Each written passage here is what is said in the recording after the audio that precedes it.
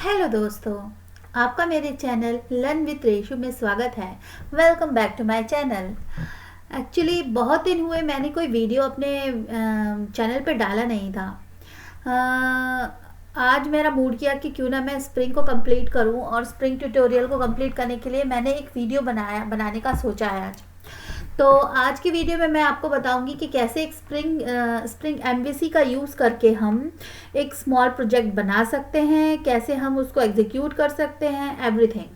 तो मैं एक छोटा सा प्रोजेक्ट बनाकर आपको बताऊंगी जिसमें आप स्टार्टिंग टू एंड समझ जाएंगे कि कैसे हम एक प्रोजेक्ट को रियलिटी में बनाते हैं। उसके लिए मैं आपको स्प्रिंग टूल का यूज़ करने के लिए बोलूँगी, क्योंकि ये एक बहुत ही अच्छा टूल है जिससे हम स्प्रिंग एप्लीकेशंस को इजीली बना सकते हैं। तो अगर आपके पास स्प्रिंग टूल नहीं है तो आप जस्ट गूगल में टाइप करेंगे स्प्रिंग टूल्स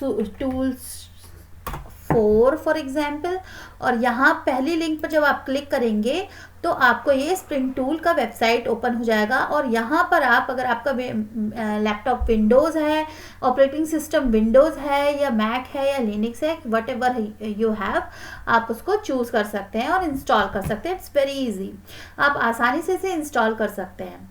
हाँ, मैं एक बात बताना चाहूँगी कि पहले मेरे कुछ वीडियोज़ में मैंने आपको स्प्रिंग के बारे में इंग्लिश में एक्सप्लेन किया है, और क्योंकि मेरे कई सब्सक्राइबर्स ने मुझसे कहा कि मैं हिंदी में उनको बेहतर समझ में आता है जब मैं बताती हूँ, इसलिए मैंने हिंदी में फिर से वीडियो बनाना शुरू कर दिया है। तो आज का वीडियो मेरा हिंदी में रहेगा। तो यहाँ पर इस तरीके से आप विंडोज़ वर्जन को इंस्टॉल कर सकते हैं, और वो कुछ इस तरीके से दिखता है। अब क्या है कि एक बात और मैं बताना चाहूँगी कि पहले मेरे वीडियोज़ में मैंने जहाँ इंग्लिश में वीडियोज़ बनाए हैं, ये इतना टफ भी नहीं है, आप आसानी से समझ सकते हैं। और आप जाकर उन वीडियोज़ को ज़रूर देखिए, तभी आपको स्प्रिंग के बेसिक्स समझ में आएंगे कि मैं जो भी चीज़ें यहाँ करूँगी उसके बेसिक्स क्या हैं और वो किस बेस पे हैं। ये सब कुछ आपको तभी समझ में आएंगे जब आप मेरा स्प्रिंग फ्रेमवर्क ट्यूटोरियल का पूरे वीडियो स्टार्टिंग से देखेंगे। तो इसलिए मैं आपको रिकमेंड करूँगी कि आप उन वीडियोज़ को अच्छे से देखिए, ताकि आपको आसानी से समझ में आए कि मैं इस वीडियो में आपको क्या बता रही हूँ। तो चलिए शुरू करते हैं। तो अगर हमें एक प्रोजेक्ट बनाना है स्प्रिंग टूल में, तो पहले तो हमने इंस्टॉल कर लिया, उसके बाद एक विन फोल्डर चूज़ करके यहाँ पर उसको ओपन कर लिया। उसके बाद हम न्यू पे जाके और यहाँ पर से हम डायनेमिक वेब प्रोजेक्ट को चूज़ करेंगे। अब यहाँ पर मैं अपने प्रोजेक्ट का नाम दूँगी, जैसे मैं यहाँ पर नाम दे रही हूँ spring-mvc-example। ठीक है, और यहाँ पर मैंने रन टाइम इन्वायरमेंट चूज़ करना होता है। अब रन टाइम इन्वायरमेंट क्या होता है, ये भी मैंने अपने टॉमकेट वीडियो में बताया है कि टॉमकेट एक रन टाइम इन्वायरमेंट की तरह हम यूज़ कर सकते हैं। वैसे तो जेबॉस को भी यूज़ किया जा सकता है, और भी कई सारे रन टाइम इन्वायरमेंट को हम यूज़ कर सकते हैं और सर्वर्स को यूज़ कर सकते हैं। बट टॉमकेट ईजिली अवेलेबल है और ईजी टू यूज़ है, इसलिए मैं यूजली टॉमकेट में ही आपको शो करती हूँ। कुछ वीडियोज़ में मैं आगे आने वाली वीडियोज़ में आपको जेबॉस कैसे यूज़ करते हैं ये भी बताऊंगी। तो यहाँ पर मैंने मॉड्यूल वर्जन जो है वो 4 चूज़ कर लिया है, और उसके बाद मैं यहाँ पर नेक्स्ट करूँगी। यहाँ पर सिंपल सा हमारा सोर्स फोल्डर है, और यहाँ पर से हम नेक्स्ट चूज़ करेंगे। उसके बाद ये बोल रहा है कि जनरेट web.xml डिप्लॉयमेंट डिस्क्रिप्टर। तो ये बोल रहा है कि क्या आपको web.xml चाहिए, तो हम कहेंगे यस, क्योंकि web.xml होना अच्छी बात है। अब हमने यहाँ पर फिनिश पे क्लिक कर दिया, तो इसके बाद हमारे पास एक प्रोजेक्ट बनकर तैयार हो जाएगा, जिसमें हम प्रोग्रामिंग करके एक छोटी सी एप्लीकेशन बनाएंगे। हम कह सकते हैं कि hello world spring MVC application, जिसमें मैं आपको बताऊंगी कि कैसे हम स्प्रिंग में प्रोजेक्ट बनाते हैं, मतलब कैसे हम कोडिंग करते हैं। ठीक है, तो यहाँ पर ओपन पर्सपेक्टिव पूछ रहा है कि हमें कैसा पर्सपेक्टिव चाहिए, क्योंकि यहाँ पर यहाँ सर्वर स्टैक अपने आप आ गया, आप देख रहे हैं। ठीक है, तो यहाँ पर अब मैं अगर आपको एक्सप्लेन करूँ कि इस प्रोजेक्ट में क्या क्या चीज़ें हैं, तो जैसे कि अगर मैं एक्सपैंड करूँ इसके फोल्डर्स को, तो सबसे पहले तो ये है डिप्लॉयमेंट डिस्क्रिप्टर।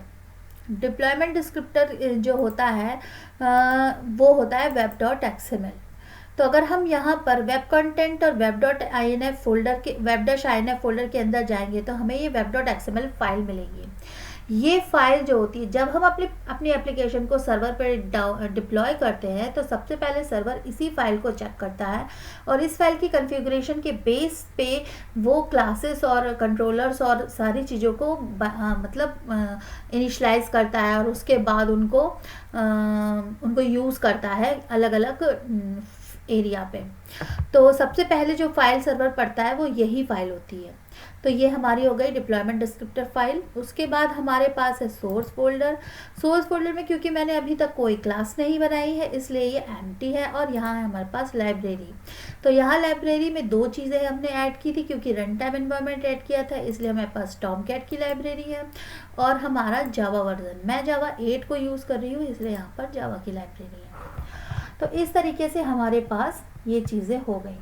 अब हमने प्रोजेक्ट सेटअप कर लिया। अब क्या करेंगे, हम इस डायनेमिक प्रोजेक्ट को हम मेवन प्रोजेक्ट में चेंज करेंगे। क्यों? क्योंकि हमें यहाँ पर pom.xml फाइल चाहिए। हम दो तरीके से हम मतलब देखिए, जब हम किसी भी एप्लीकेशन को बनाते हैं तो हमें कुछ एक्सटर्नल थर्ड पार्टी लाइब्रेरीज की ज़रूरत पड़ती है उस प्रोग्राम को रन करने के लिए। अब दो तरीके से हम उन लाइब्रेरीज को अपने प्रोजेक्ट में ऐड कर सकते हैं। या तो हम इस लिब फोल्डर के अंदर उन जार्स को डाउनलोड करके मैनुअली ऐड करें, या फिर हम मेवन का यूज़ करके उन जार की बस हम एक नाम और वर्जन दे दें उस फाइल में और वो ऑटोमेटिकली ऑनलाइन उन जार्स को डाउनलोड कर लेता है।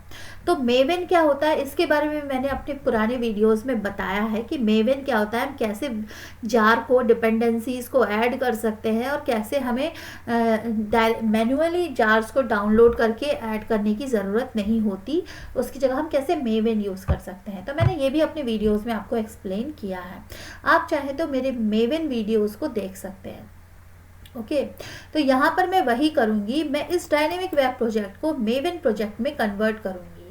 तो सबसे पहले मेवन प्रोजेक्ट में कन्वर्ट करने के लिए हम कन्फ्यूगर में जाएंगे और कन्फ्यूगर के बाद देखेंगे यहाँ कन्वर्ट टू मेवन प्रोजेक्ट। तो हम यहाँ पर क्लिक करेंगे और यहाँ पर फिर वो हमसे पूछेगा कि हाँ, तो यहाँ पर हमसे एक तो सबसे पहली बात है ग्रुप आईडी क्या है, जो कि है हमारा प्रोजेक्ट नेम, और हम चाहें तो पैकेज का हम अगर यहाँ चाहें तो हम ग्रुप आईडी को इसको चेंज करके पैकेज नेम भी दे सकते हैं, मतलब अच्छा सा नाम दे सकते हैं पैकेज का, जैसे com.ratio.spring.mvc।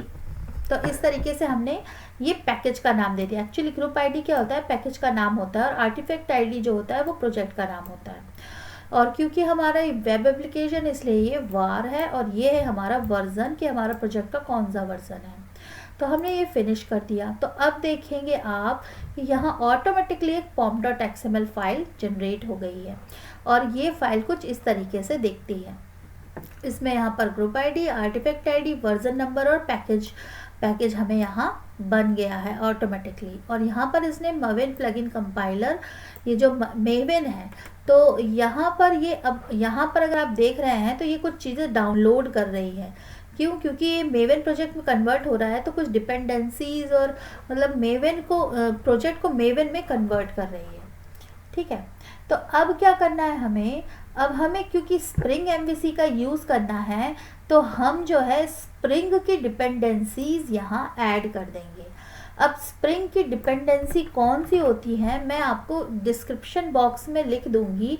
वैसे मेरे पास ऑलरेडी लिखाई रखी हैं, इसलिए मैं उनको डायरेक्टली यहाँ ऐड कर लूँगी। तो जैसे कि यहाँ मैं इसके बाद ऐसे ये मेरी डिपेंडेंसीज हैं स्प्रिंग की, spring framework web MVC, spring web API and JSP API, क्योंकि मैं जेएसपी का यूज़ करूँगी, और जेएसटी है। तो ये मेरी कुछ डिपेंडेंसीज मैंने ऐड कर दी है। और उसके बाद मैं यहाँ पर एक प्लगइन ऐड करूँगी। यहाँ पर देखेंगे आप कि यहाँ एक प्लगइन ऐड है ऑलरेडी, तो इसकी ज़रूरत नहीं रहेगी बस। और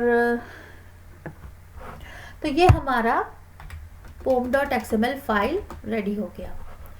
अब यहाँ इनको मैं सेव करूँगी, तो जैसे ही मैं सेव करूँगी तो यहाँ देखेंगे आपके कुछ डाउनलोड होना शुरू हो गया है। ये यहाँ से ये जो भी डिपेंडेंसीज मैंने ऐड की है मेवन में pom.xml फाइल में, वो सारी डाउनलोड होकर यहाँ लाइब्रेरी में अगर आप मेवन डिपेंडेंसी देखेंगे तो देखिए ये सारी जार यहाँ ऑटोमेटिकली डाउनलोड हो गई। मुझे कुछ करने की ज़रूरत नहीं हुई, मुझे बस यहाँ पर इस pom.xml फाइल में ये लिखना पड़ा कि डिपेंडेंसीज है Maven, I want this dependency group ID, artifact ID and version, and that's it. ये ऑटोमेटिकली वेब पे जाएगी, इस वेब डिपेंडेंसी को इसके सेंट्रल से ढूंढेगी और जार फाइल को लाकर मेरे प्रोजेक्ट में ऐड कर देगी। That's it. तो ये तो हो गया हमारा pom.xml फाइल। अब मैं आपको बताती हूँ कि web.xml फाइल में हमें क्या कॉन्फ़िगरेशन करनी होगी। तो देखिए, जब भी मैंने अभी तक आपको शायद डिस्पैचर सर्वलेट के बारे में नहीं बताया है, तो मैं इस वीडियो में आपको डिस्पैचर सर्वलेट या फ्रंट एंड कंट्रोलर के बारे में भी एक्सप्लेन करूँगी। तो उसको एक्सप्लेन करने के लिए मैं कुछ इस तरीके से लिख सकती हूँ, जैसे कि अगर मेरे पास पहले से रेडी कोड है तो मैं उसी कोड को यहाँ पर लिखूँगी। तो यहाँ पर मैं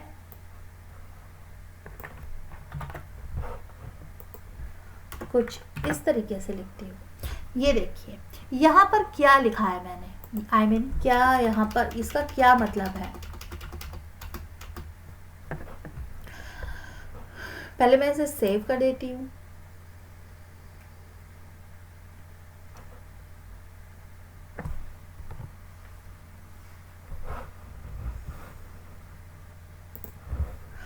तो ये जो मैंने लिखा है यहाँ पर, मैंने एक सर्वलेट मैपिंग लिखी है।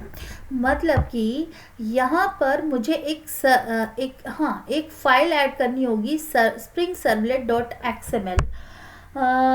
इसको मैं अच्छे से तभी एक्सप्लेन कर पाऊँगी जब मैं ये फाइल ऐड कर दूँ। तो मैं इस फाइल को पहले ऐड कर देती हूँ। तो जैसे कि मैंने यहाँ पर न्यू पे जाकर एक फ़ाइल बनाई जिसका नाम मैं लिखूँगी spring-servlet.xml। अब ये spring.servlet.xml में मैं कुछ कोड लिखूंगी कुछ इस तरीके से। तो जैसे कि ये मैंने अपना spring.xml में कोड लिखा, इसे मैं सेव करूंगी। और अगर मैं pom.xml में जाऊं तो मेरे पैकेज का नाम है com.resu.spring.mbc। तो मैं यहाँ पर इसके पैकेज का नाम mbc लिख देती हूँ पहले। यस। तो देखिए मैं आपको क्या बताना चाह रही हूँ कि जैसे ही यहाँ पर मैंने ये क्या चीज़ें लिखी हैं इसको मैं एक्सप्लेन करती हूँ। तो जैसे फॉर एग्जांपल हम यहाँ पर गए और एक गूगल में गए और हम यहाँ पर फॉर एग्जांपल हमने टाइप किया local host 8080 spring MVC example and then slash. जब हम यहाँ पर एंटर करेंगे तो यहाँ पर हमें कुछ नहीं मिलेगा। क्यों? क्योंकि अभी मैंने अपनी एप्लीकेशन को कुछ बनाया, अभी एप्लीकेशन बनी नहीं है। लेकिन मैं आपको ये बताना चाह रही हूँ कि जैसे ही हम यहाँ पर स्लैश क्लिक करेंगे और रिक्वेस्ट भेजेंगे हमारे सर्वर पर, तो हमारे सर्वर पर मतलब टॉमकैट सर्वर पर, तो वो रिक्वेस्ट यहाँ आएगी इस web.xml में। सर्वर इस web.xml को देखेगा और चेक करेगा कि हमारी स्लैश रिक्वेस्ट, क्यों? क्योंकि हमने यहाँ पर स्लैश डिफाइन किया है। सर्वलेट मैपिंग सर्वलेट नेम हमने स्प्रिंग दिया है और सर्वलेट मैपिंग हमने दी है स्लैश। तो जैसे ही हम देखेंगे कि स्लैश के बाद हम स्लैश के बाद एंटर करेंगे तो यहाँ रिक्वेस्ट आएगी। ये देखेगा कि हमारी सर्वलेट नेम क्या है, स्प्रिंग। फिर देखेगा कि सर्वलेट नेम स्प्रिंग नाम की कोई सर्वलेट हमने डिफाइन की है या नहीं। तो हमने देखा यहाँ सर्वलेट है हमारी स्प्रिंग नाम की, उसकी क्लास क्या है, डिस्पैचर सर्वलेट। तो डिस्पैचर सर्वलेट क्या है, ये स्प्रिंग हमें प्रोवाइड करता है, ये हमारा फ्रंट कंट्रोलर है।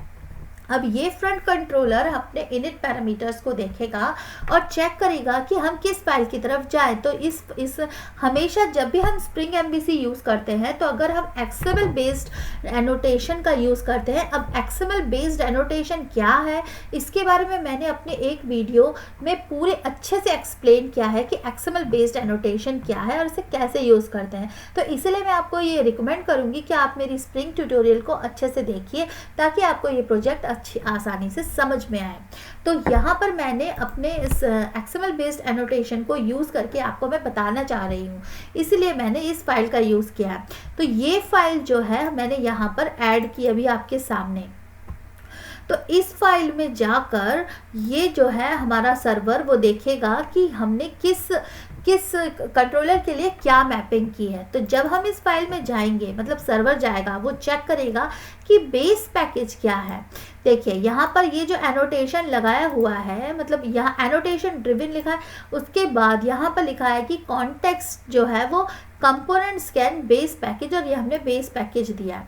अब ये जो लाइन है, ये लाइन हमारे प्रोजेक्ट को, सर्वर को ये बताएगी कि जो भी कंट्रोलर है किसी भी रिक्वेस्ट के लिए वो इस प्लेस पर इस पैकेज में प्रेजेंट है। ठीक है, तो मैं यहाँ पर सोर्स में क्या करूँगी, इसके नाम का एक पैकेज बनाऊँगी। तो मैं यहाँ पर क्या करती हूँ, पैकेज लिखती हूँ और ये मैंने यहाँ लिख दिया। ठीक है, ये मेरा बन गया पैकेज। तो जैसे ही हम स्लैश करके रिक्वेस्ट एंटर करेंगे तो वो रिक्वेस्ट यहाँ से जाकर जिस कंट्रोलर के लिए हम मैपिंग करेंगे वहाँ पर उस कंट्रोलर को रन कर देगी और हमारा प्रोसेस आगे सिस्टम प्रोसेस कर जाएगा। ठीक है, तो ये होता है हमारा फ्लो।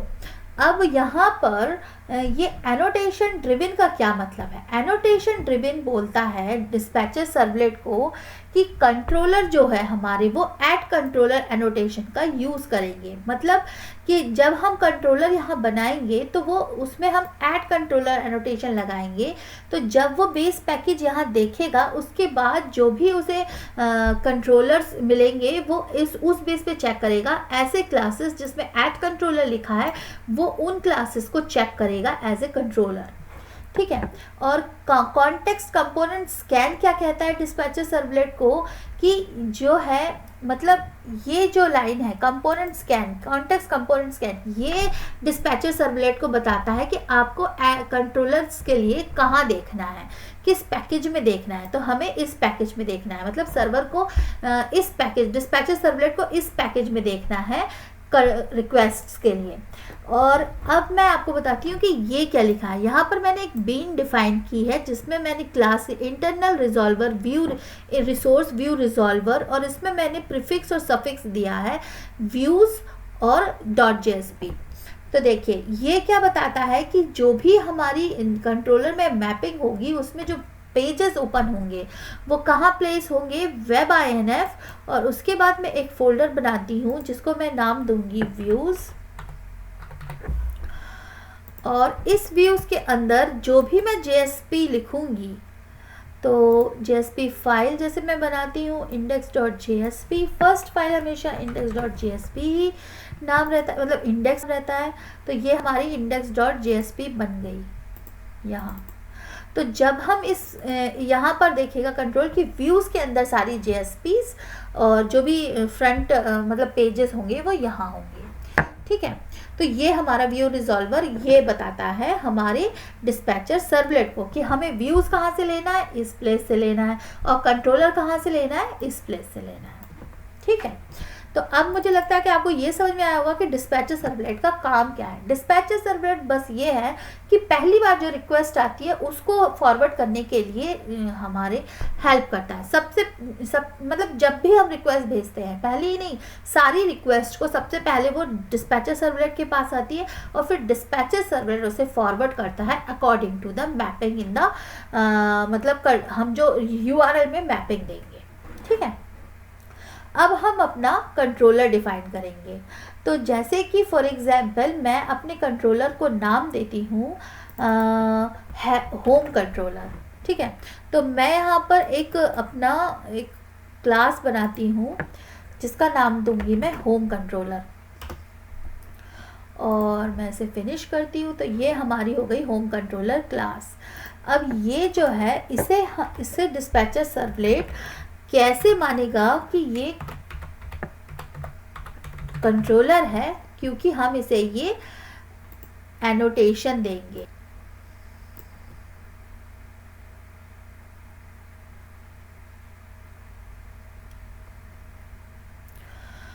तो यस, ये एनोटेशन देने से ये कंट्रोलर बन जाएगा।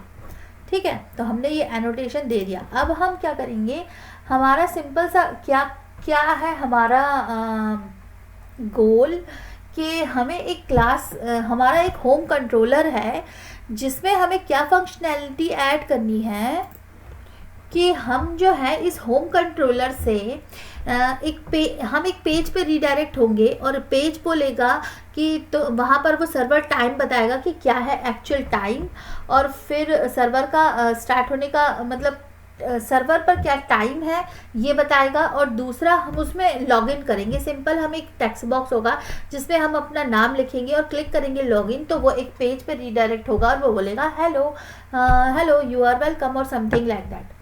ठीक है, तो हमें ये एप्लीकेशन बनानी है। तो इसके लिए सबसे पहले हमारे पास एक पेज होना चाहिए जिस पर हम लिखेंगे कि मतलब क्या, दो पेज हम यूज़ करेंगे। एक तो हम यूज़ करेंगे index.jsp।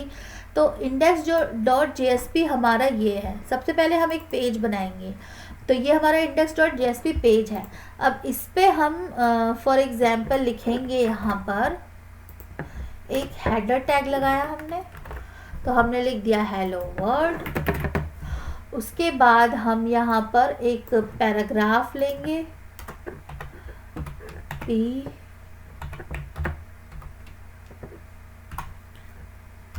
उसके बाद इस पैराग्राफ में मैं लिखूंगी टाइम ऑन द सर्वर, मतलब सर्वर पर टाइम क्या है। ठीक है, और यहाँ पर मैं अभी वेरिएबल डिफाइन करूँगी थोड़ी देर बाद, और उसके बाद मैं यहाँ पर एक फॉर्म बनाऊँगी कुछ इस तरीके से। अब इस फॉर्म में मेरा एक्शन क्या है यूज़र, और मेथड क्या है पोस्ट। तो मैं पोस्ट मेथड के थ्रू यहाँ पर एक यूज़र नेम दूंगी और वहाँ पर क्लिक करूँगी बटन, ये सबमिट बटन पर लॉगिन, तो वो यूज़र जो है यूज़र एक्शन पे जाएगा। अब इसका क्या मतलब है मैं आपको वो समझाती हूँ। तो जैसे ही यस, तो हम क्या करते हैं, इस कंट्रोलर में हम एक मेथड बनाते हैं। सिंपल सी हमारी एक मेथड रहेगी कुछ इस तरीके से। तो हम यहाँ पर उसके दो पैरामीटर, ये होम नाम की मेथड है जिसमें दो पैरामीटर, एक लोकल और एक मॉडल। ठीक है, तो हम मॉडल को पहले इंपोर्ट कर लेते हैं और दूसरा हम लोकल को इंपोर्ट कर लेते हैं। ठीक है, अब ये क्या है, हमें रिटर्न करना है स्ट्रिंग, तो इसके लिए ये एरर दे रहा है यहाँ। अब उससे पहले हम क्या करेंगे, हम एक सिस आउट सेंटेंस लिखेंगे, स्टेटमेंट। सिस आउट स्टेटमेंट में हम लिखेंगे कि हम इस लोकेल को, मतलब हमारा लोकेल बताएगा, जो प्लेस बताएगा, लोकेशन बताएगा। फिर हम एक डेट क्लास को इनिशियलाइज करेंगे। ये जस्ट लॉजिक है, यहाँ पर आपका कोई भी प्रोग्रामिंग लॉजिक हो सकता है। मैंने अपने लिए ये लॉजिक चूज़ करके रखा है कि मैं अपने पेज पर डेट बताना चाहती हूँ, लोकेल बताना चाहती हूँ, और उसके बाद तो ये हमारा हो गया डेट फॉर्मेट। अब हम इसे क्या करेंगे, तो ये हमने फॉर्मेटेड डेट लिया और अब हम इसे मॉडल एट्रीब्यूट में ऐड कर देंगे। अब मॉडल एट्रीब्यूट क्या है और ये कैसे काम करता है मैं अभी आपको बताती हूँ। तो देखिए, ये कोड क्या, इस कोड का क्या मतलब है, क्योंकि हमारा पेज जो है वो इनपुट ले रहा है एक यूज़र नेम को, और जब हम क्लिक करेंगे तो वो यूज़र पे हमारी रिक्वेस्ट जाएगी। ठीक है, तो क्योंकि हमने तो यहाँ पर अभी रिक्वेस्ट मैपिंग दी ही नहीं है, जब भी हम रिक्वेस्ट जाती है तो हमें एक एनोटेशन होता है, रिक्वेस्ट मैपिंग एनोटेशन, ये रिक्वेस्ट मैपिंग एनोटेशन। तो ये जो है रिक्वेस्ट मैपिंग एनोटेशन क्या करता है, ये हमारी रिक्वेस्ट को एक्सेप्ट करता है। तो जैसे ही हम फॉर एग्जांपल यहाँ पर स्लैश एंटर करेंगे तो सबसे पहले ये कॉल जाएगी web.xml में। web.xml स्लैश के लिए डिस्पैचर सर्वलेट को देखेगा, डिस्पैचर सर्वलेट जो है वो इस सर्वलेट XML फाइल में जाएगा, सर्वलेट XML फाइल जो है ये बेस पैकेज में देखेगी, बेस पैकेज में जाकर हम देखेंगे कि हमारे पास ऐड कंट्रोलर कौन सा है, होम कंट्रोलर, और उसमें हम देखेंगे कि रिक्वेस्ट मैपिंग क्या है, स्लैश ये है। तो इस मेथड को कॉल करेगा। अब ये मेथड जब कॉल होगी तो सबसे पहले ये क्या प्रिंट करेगा, एक लोकेल प्रिंट करेगा, लोकेल के बाद डेट बनाएगा जो है डेट फॉर्मेट लॉन्ग, ये डेट फॉर्मेट को चूज करके यहाँ पर, अब ये मॉडल ऑब्जेक्ट क्या होता है, मॉडल ऑब्जेक्ट के थ्रू हम एट्रीब्यूट्स को पेज पर भेज सकते हैं। तो ये हमारे मॉडल एट्रीब्यूट पे हम ऐड एट्रीब्यूट करेंगे, तो ये जो फॉर्मेटेड डेट है वो सर्वर टाइम के ये की हो गया, ये वैल्यू हो गया। तो इसकी सर्वर टाइम की के साथ ये वैल्यू ऐड करके हम पेज पर इस वैल्यू को फैच कर सकते हैं। और यहाँ होम की जगह हमें लिखना है इंडेक्स, क्यों, क्योंकि हम जो है index.jsp को कॉल करेंगे। ठीक है, तो ये हो गया हमारा पहला। अब मैं इसे रन करके बताती हूँ आपको कि इतना तक कैसे ये काम करता है। तो जैसे कि मैं यहाँ पर अभी मैंने सर्वर शायद ऐड नहीं किए हैं ना, मेरा सर्वर ऐड है, तो मैं यहाँ पर राइट क्लिक करूँगी, रन ऑन सर्वर, और नेक्स्ट करूँगी, और फिर इसको मैं यहाँ से रिमूव कर देती हूँ, मेरा पहला प्रोजेक्ट था, और यस, और ये सर्वर मेरा स्टार्ट हो गया है, मतलब स्टार्ट होने वाला है। तो ये मेरा सर्वर चल गया। तो ये मेरा टॉमकेट सर्वर स्टार्ट हो गया, और अगर आप देखेंगे यहाँ पर तो कुछ इस तरीके से पेज दिख रहा है। तो यहाँ पर जैसे कि मैंने index.jsp में यहाँ पर हेलो वर्ल्ड लिखा था, और मेरा एक ये जैसे आप देख रहे हैं यहाँ पर ये आ गया। अब यहाँ पर मैं जब यहाँ पर कुछ टाइप करूँगी, जैसे रेशो टाइप किया और लॉगिन करूँगी, तो यहाँ पर मुझे स्लैश यूज़र चाहिए। मतलब क्या, ये क्या एक्शन क्या जा रहा है, स्लैश यूज़र। तो हमें जैसे कि यहाँ पर हमने होम कंट्रोलर में स्लैश के लिए मैपिंग के लिए मेथड बनाई थी, ऐसे ही हमें स्लैश यूज़र के लिए मैपिंग बनानी होगी। तो अब देखते हैं कि जब हम क्लिक करेंगे तो हमें कैसे रिस्पॉन्स मिलेगा। उसके लिए हमें क्या करना होगा, उसके लिए हमें सबसे पहले तो एक और पेज ऐड करना होगा जो हमें यूज़र का रिस्पॉन्स देगा।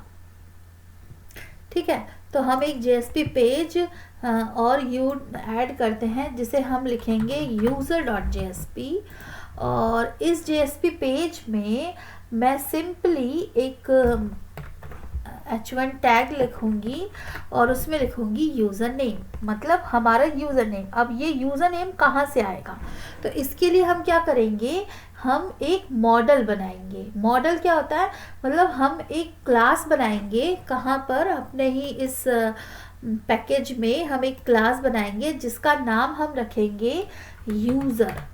ठीक है, ये हमने एक क्लास बनाई यूज़र। अब इसमें हम कुछ पैरामीटर्स देंगे, जैसे कि होगा हमारा यूज़र नेम। तो हम एक इनकैप्सुलेशन का यहाँ मैं यूज़ करूँगी, तो मैं एक private user name variable add करूँगी और इसका मैं गेटर्स और सेटर्स ऐड कर दूँगी। इनकैप्सुलेशन क्या होता है इसके बारे में मैंने अपने जावा ट्यूटोरियल्स में, जो बिगनर्स ट्यूटोरियल्स हैं, उसमें जावा के बेसिक्स कॉन्सेप्ट्स में बताया कि इनकैप्सुलेशन क्या होता है। तो यहाँ मैं इनकैप्सुलेशन कॉन्सेप्ट का यूज़ करके एक यूज़र मॉडल मतलब पोजो क्लास बना लूँगी। ये एक पोजो क्लास बन गई। अब क्या होगा कि अब मुझे क्या करना है, अब मैं कंट्रोलर में एक मेथड ऐड करूँगी जो मेरे यूज़र रिक्वेस्ट को एक्सेप्ट करेगी। तो जैसे कि यहाँ पर मैंने एक मेथड बनाई कुछ इस तरीके से, ठीक है। तो अब ये मेथड में मैंने कितने पैरामीटर लिए, 2 पैरामीटर, एक तो मेरा यूज़र पैरामीटर और दूसरा है मेरा मॉडल पैरामीटर। तो अब मैं क्या करूँगी, इसकी एक मैपिंग सबसे पहले लिखूँगी, क्योंकि हमारी जो रिक्वेस्ट है, ये देखिए /यूज़र, क्योंकि जब हमारे index.html में जब हम लॉगिन पे क्लिक करेंगे तो ये यूज़र पे जाएगा, तो यहाँ से जाने के बाद ये कहाँ जाएगा, /यूज़र पे, इस मेथड पे। अब इस मेथड के अंदर जाने के बाद ये क्या करेगा, यूज़र पेज रिक्वेस्टेड, हम एक सिंपल सा सिसआउट स्टेटमेंट लिखेंगे और उसके बाद हम यूज़र नेम को ऐड कर देंगे, ठीक है, user name, gate user name, और यहाँ हम रिटर्न कर देंगे यूज़र को, यानी कि यूज़र पेज, user.jsp। अब हम यूज़र नेम कहाँ से लाएंगे, जो हम यूज़र नेम यहाँ index.jsp में जो हम टाइप करेंगे, तो यहाँ ये देखिए जो हमारा इनपुट है उसका नाम क्या है, यूज़र नेम। तो जो हम यूज़र का नेम एंटर करेंगे वो इस कंट्रोलर में यहाँ इस यूज़र के थ्रू वो वेरिएबल जाएगा और यूज़र नेम से हम उस वेरिएबल को इस की में एंटर कर देंगे, तो वो हमारा यूज़र नेम हो जाएगा। एक चीज़ और आपने देखी होगी कि इस होम कंट्रोलर में हमने जो है सर्वर टाइम ऐड किया था मॉडल एट्रीब्यूट में, तो अब हम इस सर्वर टाइम को यहाँ पर रिफ्लेक्ट कर सकते हैं। कैसे, index.jsp में हम यहाँ पर अगर ये इस तरीके से ये $साइन और कर्ली ब्रेसेस और उसके बीच में सर्वर टाइम जो लिख दूंगी, तो ये जो होगा ये JSP में रिफ्लेक्ट करेगा डायरेक्टली, ये कंट्रोलर का जो ये इन्फॉर्मेशन है ये डायरेक्टली यहाँ पर रिफ्लेक्ट करेगा। तो अब देखते हैं कि ये कैसे काम करता है। तो ये मेरा कोड हो गया। अब मैं इसको रन करके आपको बताती हूँ। तो जैसे कि मैंने यहाँ फिनिश पे क्लिक किया और ये मेरा टॉमकैट सर्वर स्टार्ट हो गया।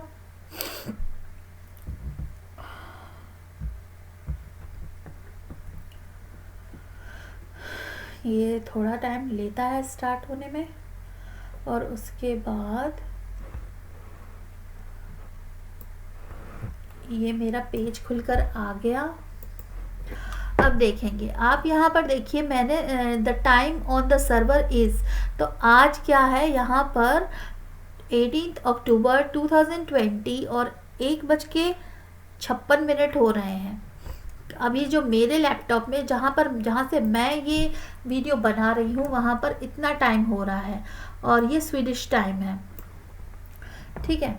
तो यहाँ पर जैसे ही मैं अब रेशू लिखूँगी और लॉगिन पे क्लिक करूँगी तो ये बोलेगा हाय रेशू। क्यों? क्योंकि मेरे यूज़र पेज पे मैंने लिखा था हाय एंड यूज़र नेम। तो जैसे ही हमने यहाँ पर ये यूज़र नेम डाला तो ये यूज़र पेज पर जाकर रिफ्लेक्ट हो गया। तो मुझे क्या रिस्पॉन्स मिला, हाय Reshu, same I can back, और यहाँ स्लैश। अब मैं आपको स्टार्टिंग से बताती हूँ कि ये प्रोजेक्ट क्या है। जैसे ही मैंने यहाँ पर spring MVC example slash enter किया, फॉर एग्जाम्पल मैं फिर से एंटर करती हूँ एंटर, तो ये रिक्वेस्ट कहाँ जाएगी, ये रिक्वेस्ट जाएगी web.xml के पास। web.xml में डिस्पैचर सर्वलेट में देखेगा कि किस फाइल में देखना है, स्प्रिंग सर्वलेट.xml, इस फाइल के अंदर वो जाएगा। इस फाइल को देखकर वो देखेगा कि हमारा बेस पैकेज क्या है, ये है हमारा बेस पैकेज, और हमारी व्यू कहाँ है, इस फोल्डर पर व्यूज रखी हैं। और तीसरा कि हमारा एनोटेशन ड्रिवन है या नहीं, तो हमारा एनोटेशन ड्रिवन है, तो वो ऐड कंट्रोलर को चेक करेगा कि ऐड कंट्रोलर एनोटेशन कहाँ है इस बेस पैकेज में। तो हम इस बेस पैकेज में हमारे पास होम कंट्रोलर है जहाँ पर हमारा ऐड कंट्रोलर एनोटेशन लगा हुआ है।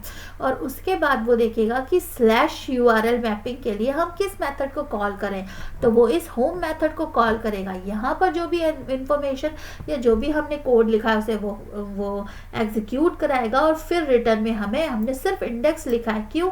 क्योंकि हमने यहाँ पर व्यू रिजॉल्वर ऑलरेडी रिजॉल्व किया है कि हम व्यूज में .jsp नाम की सफिक्स नाम की फाइल है, तो हमें यहाँ पर .jsp लिखने की ज़रूरत नहीं है। हम सिर्फ पेज का जो प्रीफिक्स है वो लिख देंगे, सफिक्स वो अपने आप ऐड कर लेता है कोड।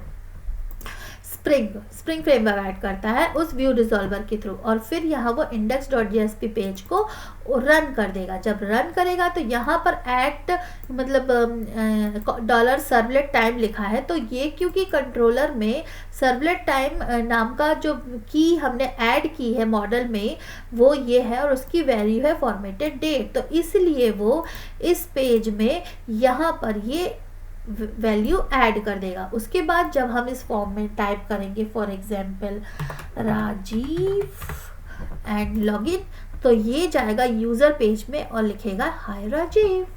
सो ये थी मेरी स्प्रिंग छोटी सी एप्लीकेशन जो मैं आपको एग्जाम्पल के थ्रू बताना चाहती थी कि हाँ एक चीज़ और कि यहाँ पर देखिए index.jsp में हमने रिक्वेस्ट मेथड क्या है, पोस्ट मेथड, तो इसीलिए हमने यहाँ पर कंट्रोलर में जब ये यूज़र मेथड बनाई तो ये पोस्ट मेथड लिखी है, requested method type is post. हाँ, और जब हम इस index.jsp में जब यहाँ क्लिक करेंगे तो ये एक्शन यूज़र आएगा। एक्शन यूज़र मतलब /user मैंने आपको बताया था, तो ये देखिए /user आया। अब /user कहाँ पर है, मैपिंग यहाँ पर है, तो ये यहाँ पर जाकर यहाँ पर यूज़र नेम जो है मॉडल से लेकर यहाँ यूज़र नेम लेकर यहाँ यूज़र पेज को फॉरवर्ड कर देता है। फिर ये user.jsp ओपन होता है और यहाँ से इस यूज़र नेम को ये डिस्प्ले करा देता है। तो इस तरीके से ये स्प्रिंग छोटा सा स्प्रिंग MVC प्रोजेक्ट था जिसमें मैं आपको वेब XML बेस्ड एनोटेशन के थ्रू कैसे हम एक सिंपल स्प्रिंग MVC प्रोजेक्ट बना सकते हैं और उसे हम कैसे एक्चुअल में रन कर सकते हैं वो मैं आपको बताना चाहती थी। मैं आशा करती हूँ कि आपको मेरा ये प्रोजेक्ट समझ में आया होगा, और अगर आपको इसमें ज़रा भी कुछ पसंद आया हो तो आप प्लीज़ मेरे वीडियो को लाइक कीजिए और मेरे चैनल को सब्सक्राइब कीजिए। आज के लिए बस इतना ही। Thank you very much. Bye bye.